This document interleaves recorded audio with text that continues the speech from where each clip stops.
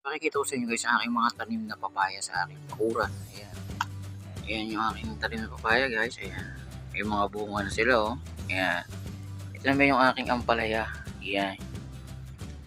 Ayan yung aking tanim na ampalaya. Ayan. Namumulaklak na siya. Yung iba niyan guys, meron na siyang mga bunga. Ibunga na yung aking ampalaya. Ayan oh. Ginawa natin siya ng gapangan para yung bunga niya diyan lumawit sa kagapangan niyang halaman. Ayan. Ayan, may magbulaklak na yung ating mga ampalaya guys. Oh. Tapos ito yung ating bunga guys. O ayan, may nakalawit na siyang bunga. Ayan. Ayan nating ampalaya. Namumunga na siya. Mga namumulaklak na. Ayan.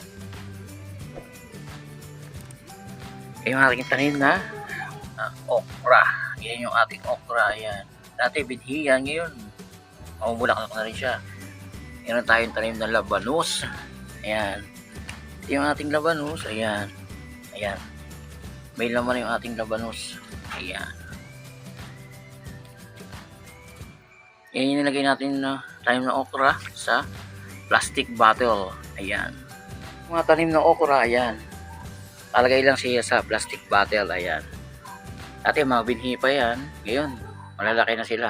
Ayan. Malaki na sila. Namumulaklak na sila. Ayan. Namumulaklak na yung ating okra. Ayan. Yung ating mga pananim na okra na nasa plastic bottle. Na sili.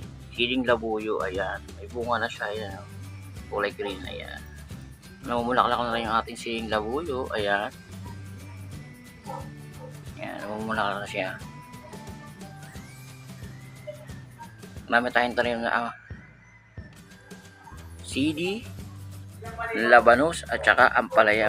Ayan. Mababa lang puno natin guys. Yan. Alay pruning natin siya. Ayan. Malaki na yung bunga natin guys. Ayan. Ayan yung ating papaya na napakasarap. Pag nahinog lalo na matamis yan.